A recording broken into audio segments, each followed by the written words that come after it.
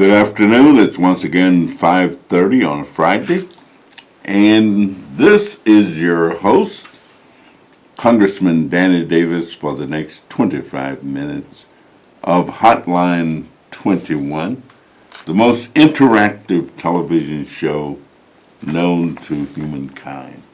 Well, let me wish everybody a happy Friday. We are coming up to Thanksgiving. And let me wish everybody a happy Thanksgiving. And let me trust that everybody will have faith, continue to seek that which is good, think as positively as you can possibly think, say accentuate the positive, get rid of the negative, and don't mess around with Mr. In-Between. George O'Hara used to use that all the time when he was engaged and involved, and George, of course, was a great advertising person. Well, what are we going to talk about this afternoon? We are always available to talk about whatever it is that you, the listeners and callers, want to talk about. I've been hoping not to talk about politics. But you know, when you define politics, you cannot be born legitimately unless a politician describes that you have been born, indicates. You can't be buried unless a politician decides and determines and states that you've died and you now can be buried. So you can't get away from politics. It's hard. Of course, everybody's talking about the new president-elect of the United States of America, and what are we going to do? And I guess that might be a good topic for discussion. What are we going to do about the new president as he runs this country? Are we going to support him? Are we going to defy him?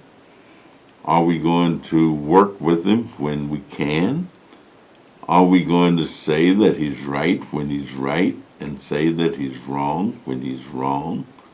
Are we going to continue in pursuit of equal opportunity, equal protection under the law, and movement towards an equitable quality of life? We got a caller on the phone already, so we'll go right to the telephone. Caller, are you there? Hi, yes, Congressman. Thank you for taking my call.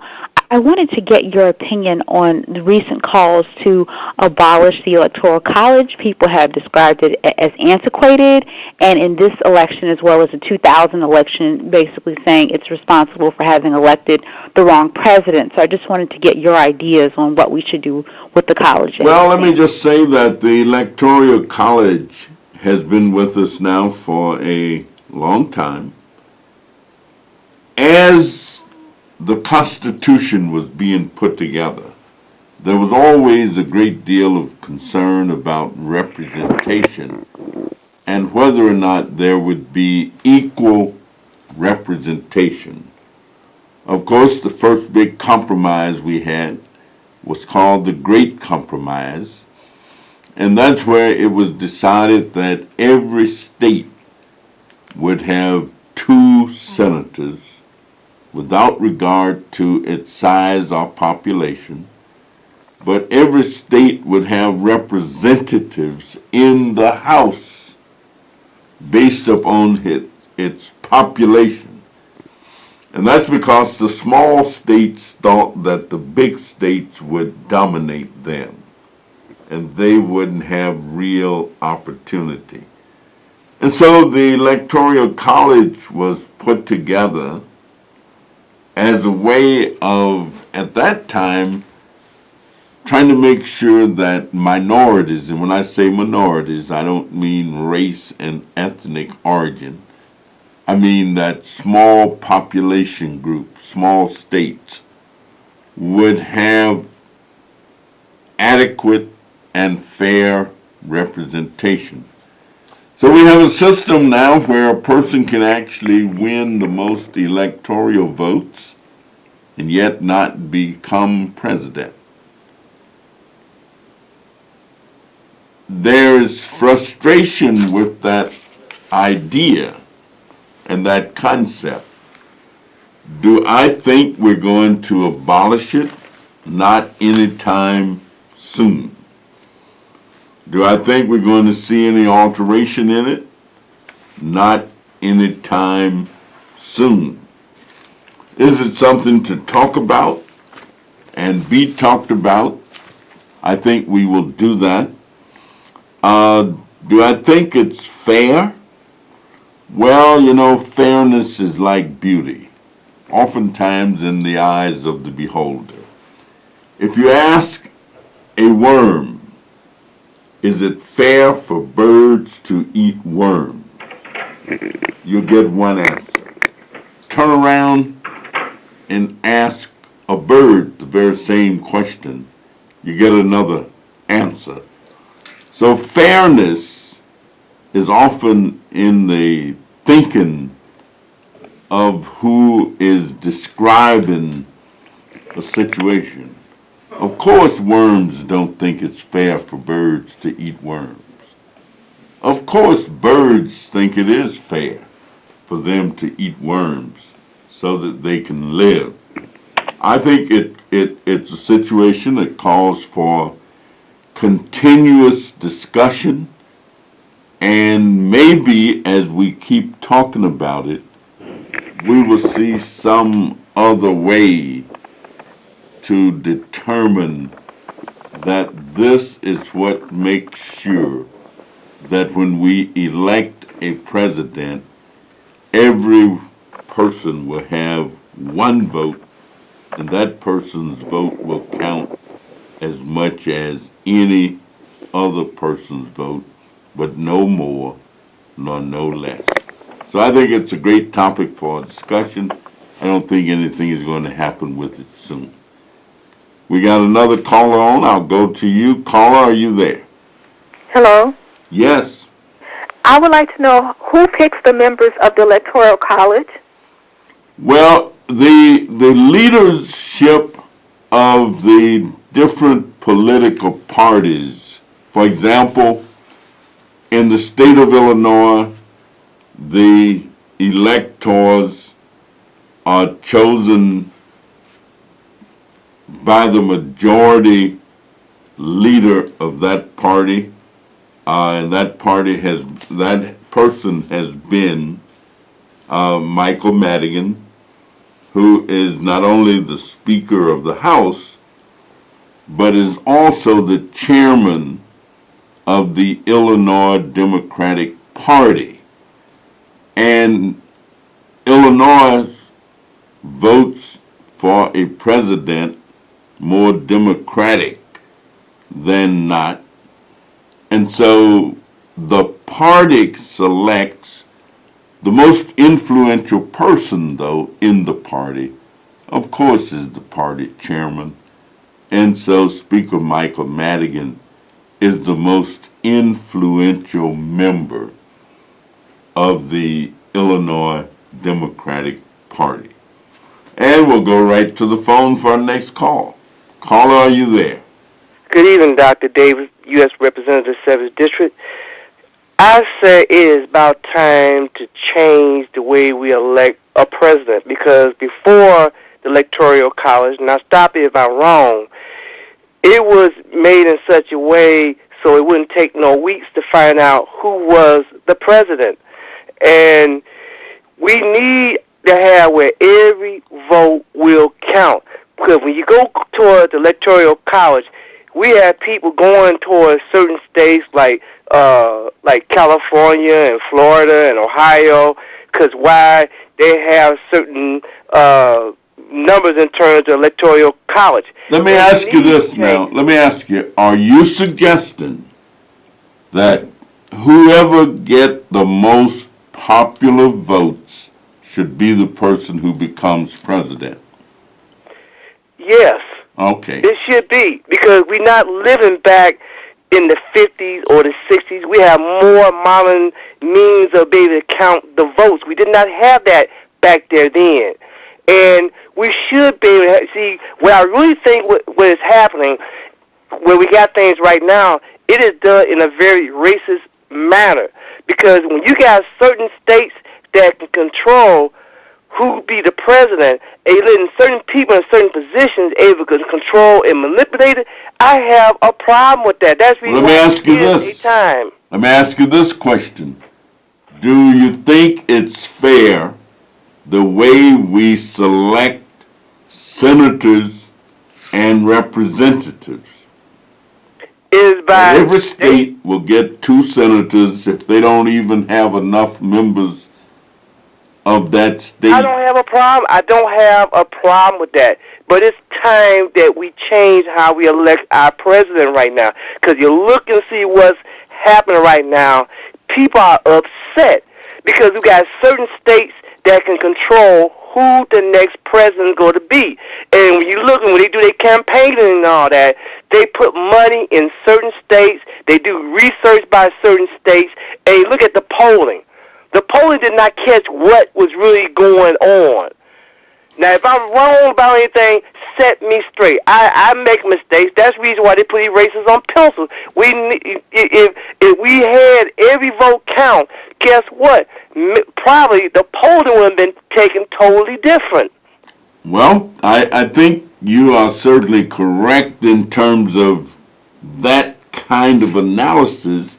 But there would still be people who would then proclaim that there was some unfairness in the system. So let me thank you for your call. Let debate to begin, and I want to let somebody else have a choice, have a chance to speak. Let debate. One thing say, let's talk about it. Put it on the table. Take care, bye. All right. Thank you very much. We'll go to our next caller. Caller, are you there? Yeah, how you doing, Connie Davis? James, I am doing fine.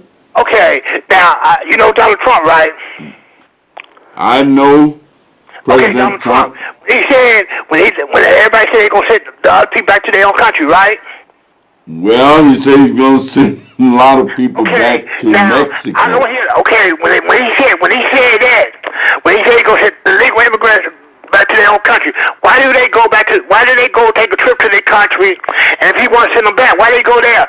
And Congressman Davis, I did not hear the other politicians say, well, if they go back, why don't they get the land back to the Native American? And Congressman Davis, I hope you and your the caller, the lady who asked the phone, I hope you and the lady have a nice Thanksgiving, Congressman Davis. All right, you too, and thank you, and we hope that everybody will have a wonderful Thanksgiving.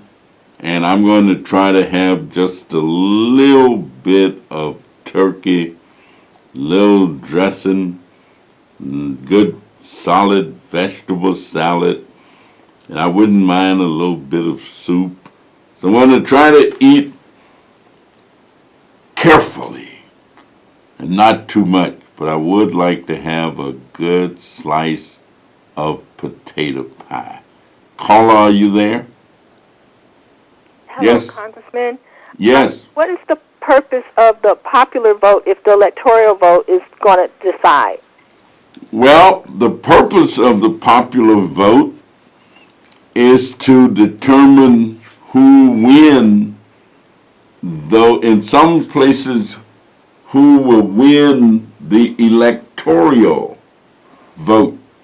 For example, if your state votes for a certain candidate and you are an elector for that state, then you are committed to vote for the winner. I understand that you don't really have to, but that if you don't, you're subject to be fined, and you'd have to pay the fine. The system was set up, I understand, to try and make sure that the minority states, that small states, had the influence that they ought to have. Some people now are beginning to feel and to think that the small states actually have more influence than their numbers should suggest that they have. And that's why people are calling for a change in the system. Well, I feel that way because I don't know how to explain to my child that she should go and vote when her vote didn't count. Well, there are people, especially in large states, who are feeling as you are expressing. Now, people who live in smaller states more than likely might have a different position and a different opinion. They say they want to have equal opportunity. Well, how are we supposed to tell our children that their vote count if they're not one of the members of the Electoral College? I mean, I don't understand how I'm supposed to. Well, they are counting because the electors are expected to follow the will and the dictates of the people in their state. And I understand the complexity, and I understand the sense of anxiety in terms of people feeling that their vote is not counting the way it should, where if you just counted up all the votes and whoever got the most, that would be the person who was elected. I think that certainly is a fairer system in this day and age because of the communication devices that we have and the way to communicate and the fact that people have the knowledge to know. So thank you, too. Thank you very much. Looks like we're going to have a good debate around this Electoral College situation. Caller, are you there? Yes. All right. Yes, Congressman. Go right ahead. I want to ask you two questions. I want to ask you two questions real quick. If Hillary would have won, there'd be no discussion at all about the popular vote or the electoral vote. But say that it came up for a vote, would you vote for it, even though the person that you wanted for president didn't win?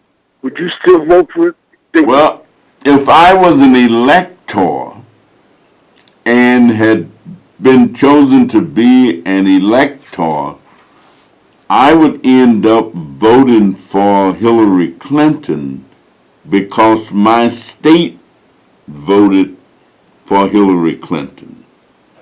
I'm saying my state, the state of Illinois, gave Hillary Clinton more popular vote than it gave to Donald Trump. So I would be obligated, in my mind, to vote for Hillary Clinton if I was an elector. But if I was in a state and I was an elector and the people voted for Donald Trump, then I would feel obligated to vote the way the population voted, and I'd vote for Donald Trump. Caller, are you there? Yeah, hello? Yes, sir. Go right ahead. Yes, I had a comment and a question for you. Okay, now about the electoral votes, okay. Now we all know that, majority of us know that it costs $800 million to be president of the United States, right? Okay, you know, Hillary Clinton didn't raise enough money to fill that spot, and she was not mentally stable enough to fulfill that spot, and, plus, my thing is, if they have the rumor is that they're going to have another election on December 13th to try to, get Hillary in. How true is that? They're going to try to get Hillary in on December 13th. Well, that must be when the Electoral College will meet, but they're not going to get Hillary in. I think there were some flaws in the Hillary Clinton campaign. For example, had they won Wisconsin, Pennsylvania, and Michigan, Hillary Clinton would have been president. And I would surmise that had they put $1 million on the streets in Detroit, $1 million on the street in Milwaukee, and $1 million on the street in Philadelphia, that the turnout in those communities would have been much greater, and Hillary Clinton would have been the winner after all. I'm saying some communities require a certain kind of motivation. And some people, if you knock on their door and ask them to come and vote, they're more likely to vote than just watching television or reading a newspaper endorsement. And I think the big error that the Clinton campaign made was not putting enough money in direct voter contact. They call that walking around money or street money, or hiring individuals to go and knock on doors and try to get people to come and vote. I think the Clinton campaign made a big error that way. Yeah, all that was a big waste, with Obama trying to support her and go around. All that did nothing, Look who got in, I'm for Trump, I don't want all those illegal immigrants here. I don't want, there's a lot of other issues that I'm not going to go to on the air. Well, what about some of the other issues? Because I'd like to know the other ones. Now, I understand when I hear people say they don't want the illegal immigrants taking the jobs away. That is the low-hanging fruit or the low-level jobs that many African Americans and other groups who are not technically educated, that I understand that argument.